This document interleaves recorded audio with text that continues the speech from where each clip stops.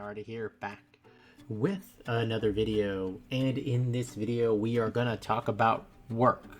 We are going to talk about how you decide on your career path, and how work influences your sense of meaning.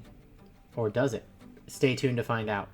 And if you have not done so already, please like, subscribe, and share this video. So let's get started. Now, most people understand and know and actually think about work as a way of obtaining money. When we need money to live, we need money to survive. Also, people look at work in terms of personal growth. Some people view work as personal achievement, and a lot of people gain this personal achievement through their job. Now, they think about developing their self and their identity. They also think about their union they have with others at work and having co-workers and friends at work. Also, some people think about work as a way of expressing themselves through their work, through their job. And others think about work as serving other people. So now the meaning of work varies from individual to individual. Now, the important thing to know here is that companies think about this as well, and they want individuals to find meaning at work. And there's some research and actually companies prescribe to the meaning mission fit.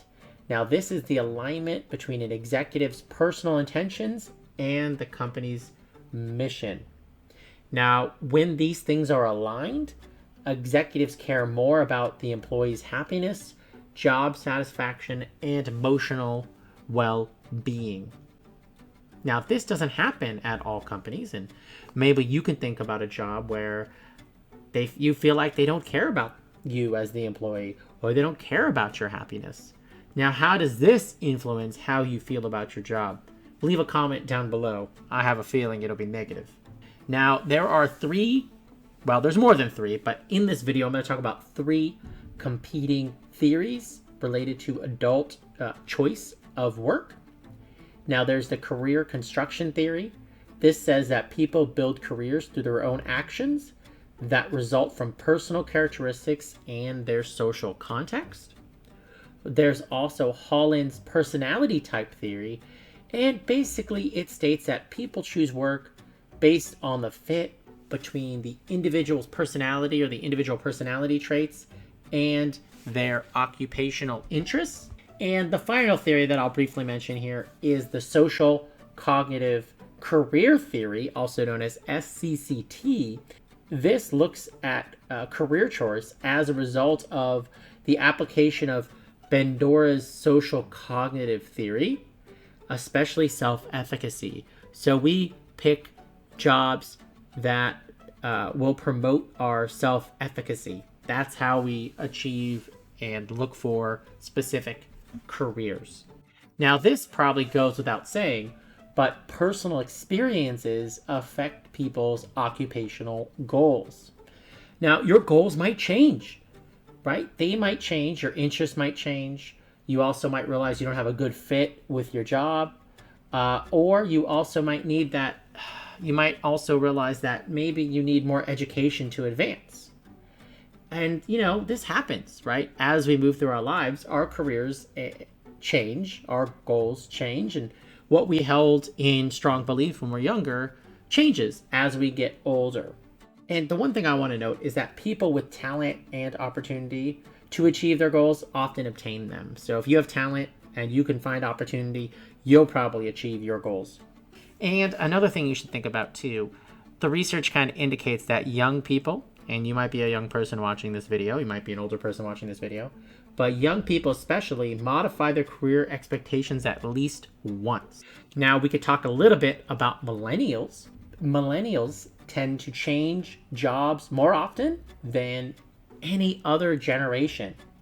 However, they generally have the same level of work satisfaction as any other generation as well. There's also something called a reality shack.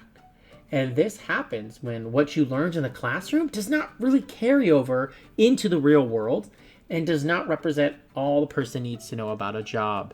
And you might think, hey, I've studied this topic, I know all about this topic, but then when you get into the field, it's very different. And the way we usually address this, at least in the field of psychology, is through internships, right? Or practicums. So for example, if you want to be a clinical psychologist, you often do an internship or practicum to get that hands-on experience. Another great tool is mentor slash executive coach.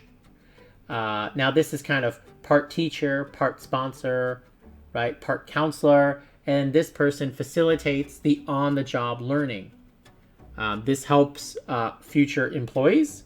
And really, it's very important to have a high quality mentor, and I should say a high quality relationship, because if you have a high quality mentor and a high quality relationship, this will lead you to occupational success. I just would want to note too that a lot of research says there's a big downfall with the mentor relationship, that having a poor mentor is actually worse than having no mentor at all. So you have to be very careful when we match mentors to proteges, as we call them. Because again, if you have a bad mentor, you might as well have no mentor at all. That's what the research says. Now, the other thing that I've mentioned earlier is job satisfaction. Now, job satisfaction is simply the positive feeling that results from the appraisal of one's work. Now, this generally increases with age for white-collar professionals. And researchers have kind of looked at this about what causes or contributes to job satisfaction. And this is the accumulation of experience. This is your career development and what stage you're in if you're more advanced.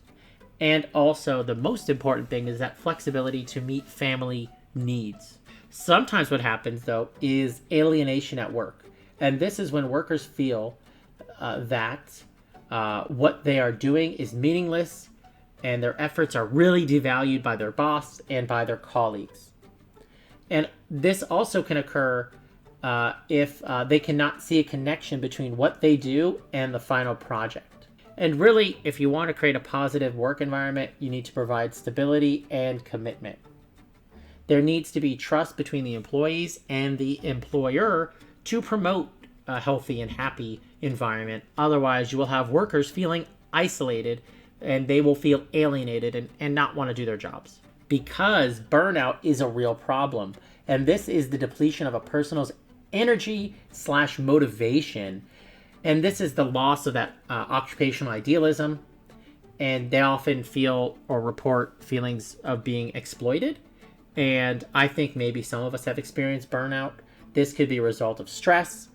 And this is very common, or more common, I should say, among professions that help other people, like think firefighters, police officers, anybody who's in the helping field.